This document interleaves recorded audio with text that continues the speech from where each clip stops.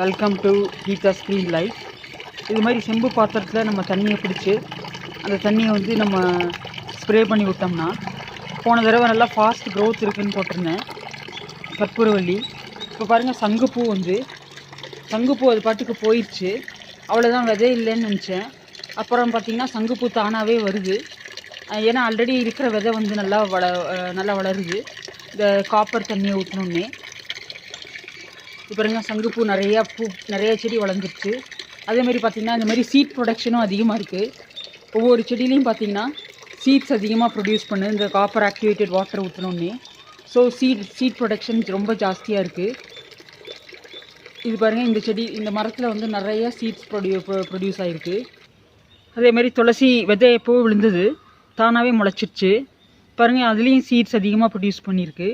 So இந்த copper கண்டெய்னரில் வச்சு அந்த தண்ணியை வந்து நம்ம போட்டோம்னா ஃபாஸ்ட் க்ரோத் இருக்குது. சீட் ப்ரொடக்ஷன் இதுலேயும் வந்திருக்கு பாருங்கள், இங்கேயும் நிறையா வந்திருக்கு.